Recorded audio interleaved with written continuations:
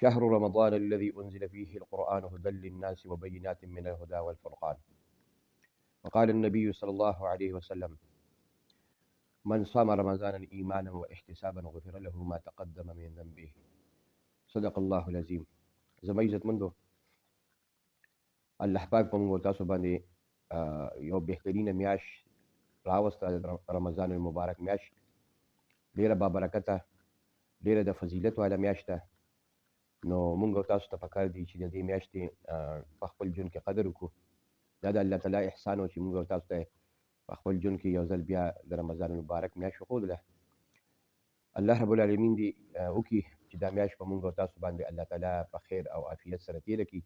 الله پکې ژوند را نصیب کړي او الله تعالی زموږ او ستاسو نه په خیر عافیت سره تېره کړي. زموږ کم مسلمانان وروڼه چې تېر رمضان المبارک کې موږ سره وو، هغه بعضې ملګري پکې داسې شته دی چې هغه داسې ملګري چې اوس نشته دی دنیا کې، د دنیا نه درپرده شوي دي. الله پاک دې د هغوی مغفرت نصیب کړي، قبرونه دې ورته الله پاک د جنت بهترین باغچې وګرځوي، الله دې ورته قبرونه د انوارو ډک کړي. نو موږ تاسو ته پکار ده چې د دې میاشت قدر وکړو. د دې میاشتې متعلق الله او د هغه رسول صلی الله علیه وسلم موږ ته پخپله د دې میاشتې فضیلت، اهمیت یعنې بیان کړی دی. نو پکار دی چې موږ ځان هغې طرف ته متوجه کړو. زما د ویډیو کولو مقصد هم دا و چې موږ عوام خلک د دې میاشتې د رمضان د فضیلت نه خبر شو. اکثر موږ ګورو چې ډېر عوام خلک د رمضان مبارک د میاشتې د فضیلت نه خبر نه وي. دغرنګې د روژې چې کوم آداب وي د هغې نه خبر نه وي. په روژه کې ترې ډېرې کوتاهۍ کېږي او د بعضو خلکو په زندګۍ کې بیخي په رمضان کې هم څه چینجز را نه شي چې مخکې څنګه وو همغه شانتې په رمضان المبارک کې وي.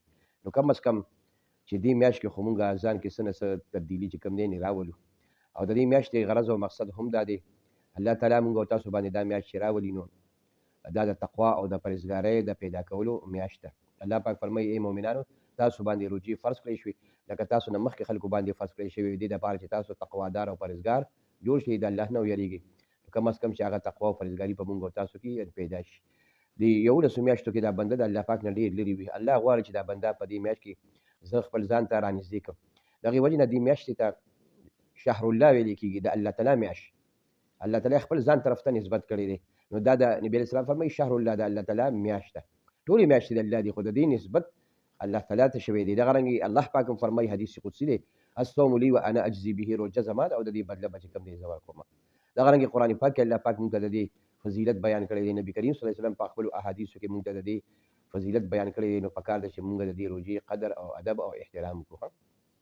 زما عزتمندو، دا هغه بابرکته میاشت ده چې په دې کې الله رب العالمین د بنده طرف ته خصوصي توګه باندې متوجه کېږي او الله رب العالمین ځان ته رانږدې کوي. دا علما لیکي وي چې دا د اهل ایمانو دپاره یو د عبادت سیزن دی. تاسو کتلي که نه چې د هر چا دپاره یو سیزن وي چې په هغې کې ګټه وټه کوي او که هغه د تجارت د هرې پیشې سره یعنې تعلق لرونکي خلک نو وایي لکه زموږ سیزن دی، په هغه سیزن کې دی ډېره ګټه کوي، پیسې پکې ګټي. دقرنګې الله پاک اهل ایمانو دپاره، مؤمنانو دپاره هم د نیکۍ ګټلو یو موقع، یو کال چې کوم دی نه دا پیدا کړی دی. علما زموږ لیکي وایي چې دا رمضان المبارک دا د مسلمانانو دپاره یو سالانه ورکشاپ دی. سالانه ورکشاپ دی، ریارسل دی. په دې کې الله تعالی موږ ټرین کوي، روحاني طور هم جسماني طور هم، چې دا باقي میاشتې هم په دې طرز او طریقه باندې تېرې کړو. په دې کې الله رب العالمین موږ ته چې کوم عبادات راکړي په هغې باندې موږ پابندي وکړو، د روژې پابندي وکړو. دغرنګې مانځه زیات خلک تاسو کتلي که نه الحمدلله مانځه طرف ته متوجه شي، د قرآن پاک تلاوت طرف ته متوجه شي او د نورو میاشتو غونته کې هغه شانتې مشغولتیا نه وي د دنیا په کارونو کې، خلک ځان د دین کارونو ته اوزګار کړي، فارغه کړي. نو دغې وجې نه چې دا باقي میاشتې هم په دې طریقې سره یعنې تېرې شي. او بله خبره زما عزتمندو دا ده چې الله رب العالمین په دې کې موږ او تاسو په دې میاشت کې روحاني طور هم صفا کوي او جسماني طور هم الله پاک موږ او تاسو صفا کوي. هغه وجې نه یو حدیث کې راځي ویلي کل شیء زکات و زکات الجسد الصوم، هر یو شي دپاره د پاکیزګۍ یو ذریعه وي، زکات وي د هغې، او د بدن د جسد د بدن زکات دا روژه ده. په دې سره الله تعالی موږ او تاسو روحاني طور سره هم پاک کړي او جسماني طور هم او روحاني طور هم.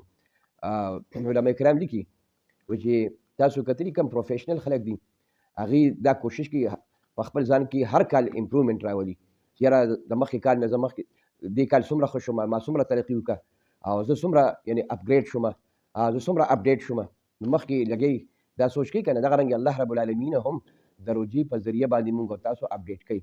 موږ تاسو سره یو ډیوایس وي، هغه موږ تاسو د هغې سافټویر وکړو او د هغې دپاره وینډو وکړو، نو هغه مطلب دا دی د هغې کارکردګي بهتره شي، یعنې د هغې په کارکردګۍ کې بهتري راشي. دغه رنګ الله رب العالمین هر کال موږ تاسو اپډیټ کوي، د روجي په ذریعه باندې اپډیټ کوي موږ تاسو. دې د وجې نه چې موږ تاسو کې بهتري راشي، روحاني طور هم جسماني طور هم. حکیمان لیکي وي چې ګوره د انسان ټول د الله تعالی د قدرت یو سیستم دی، یو نظام دی چې چلیږي. نو څنګه یو مشینري وي هغې ته د آرام ضرورت وي، هغې ته د هغې د صفایۍ چې کوم دی ضرورت وي.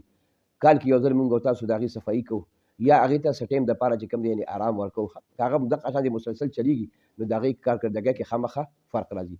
نو دغې وجې نه الله رب العالمین په کال کې موږ تاسو باندې یو میاشت روژه دا فرض کړې ده.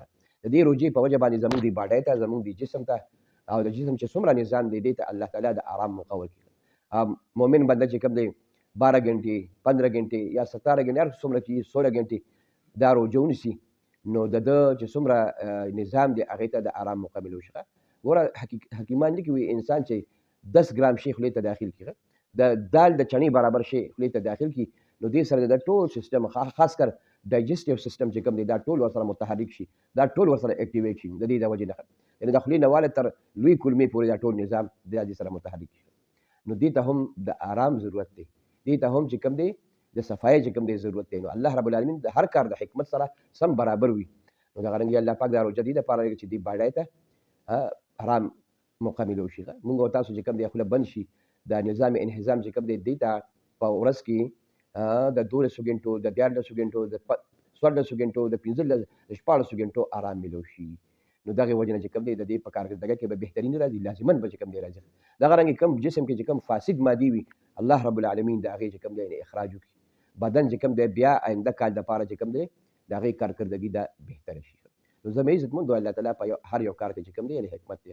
دا خو مې صرف درته د هغې حکمتونه چې کوم دی وښودل. دغه رنګ روژه چې کوم دی دا د الله رب العالمین یو لوی حکم دی او موږ تاسو ته راکړی دی. نو پکار ده چې دا د الله تعالی دا حکم موږ تاسو په سر سترګو سره چې کوم دی قبول کړو. زما عزتمندو په دې میاشت کې بس ځان عبادت طرف ته چې کوم دی فارغ کړو، په دې کې د تلاوت معمولات زیات کړو، دغه رنګ د ذکر او خپل ځان الله رب العالمین ته یعنې مطلب دی فارغ شو. الله رب العالمین په موږ تاسو باندې ډېر لوی احسانات کړي دي او ډېر لوی نعمتونه یعنې په موږ تاسو کړي دي. نو پکار ده چې موږ تاسو د الله تعالی چې کوم دی هغه نعمتونو شکریا ادا کړو او دې میاشت کې چې کوم دی د خپل اوقات دا الله رب العالمین چې کوم دی ورکړو. ټیک د دنیاوي کاروبار نه الله تعالی موږ تاسو نه منې کوي، خو رمضان مبارک کې لږ د خپل دنیا نه چې کوم دی آخرت طرف ته لږ متوجه شو، الله رب العالمین ته متوجه شو.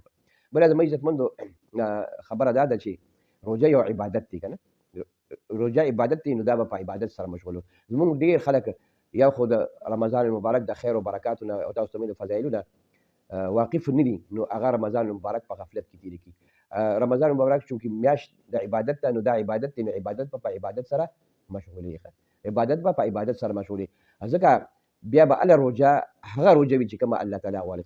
کتب علیکم الصیام قرآن پاک کې تاسو باندې روژې فرض شي. نو علما لیکي د علیکم نه د دې علیکم لفظ نه دا معلومیږي چې د انسان د ټول بدن به روژې، د سترګو به روژې، د غوږونو به روژې او د ذهن چې کوم دی د دې به روژې، د لاسونو خپو.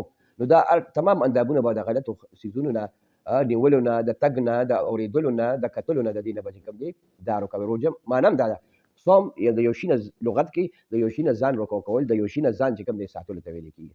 نو داسې نه چې بس صرف خوله دې بنده کړه، نور هر قسمه ګناه هم کوې پکې، هر قسمه یعنې د غم کې هر قسمه ظلم پکې کوې، نه نور میاشتو کې دغه کارونه منع دي، داسې نه چې څه جایز دي، خو په دې میاشت کې به ډېر د تقوا او د پرهیزګارۍ نه کار اخلي. یو حدیث شریف مفهوم دا دی چې یو انسان روژه هم نیسي او بیا پکې غیبتونه هم کوي، پکې جنګ جګړې هم کوي، پکې ګناهونه هم پکې کوي، پکې دروغ هم وي، الله تعالی ته د دې روژې هېڅ ضرورت نشته چې دی صرف خوراک او څښاک چې کوم دی دا پرېږدي.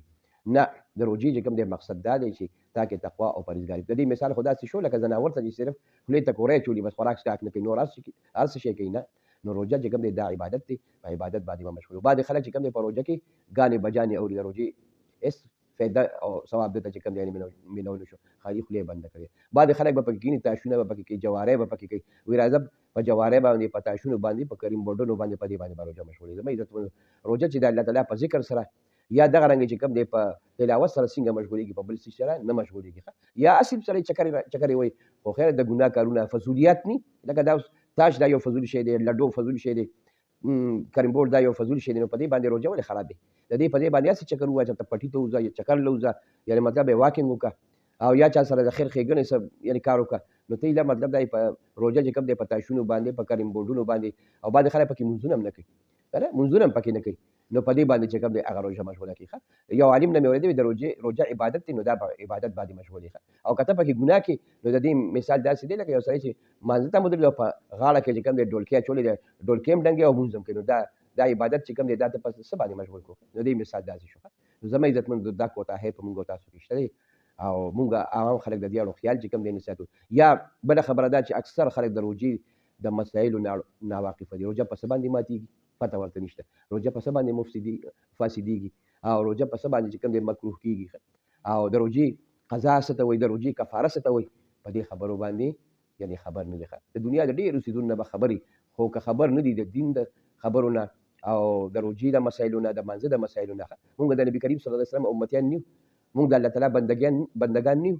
مونږ خو په دې باندې چې کوم دی مکلف یو چې مونږ الله تعالی ته د الله تعالی عبادت وکړو. الله مونږ دې عبادت دپاره پیدا کړي یو، الله تعالی ته مونږ جوابدeh یو.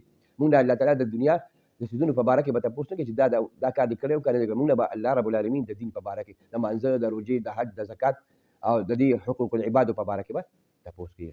انشاءالله مونږ به تاسو د روژې په باره کې نور داسې مسلې چې د روژې سره تعلق لري، لکه روژه څه ته ویلې کېږي، روژه څه ته وایي، روژه په څه باندې ماتېږي، په څه باندې نه ماتېږي، په څه باندې چې کوم دی خرابېږي. نو دا مسایل چې د روژې سره تعلق لري انشاءالله آینده ویډیوز کې به تاسو ته د هغې په باره کې ضروري مسایل تاسو ته چې کوم دی هغه ذکر کوو.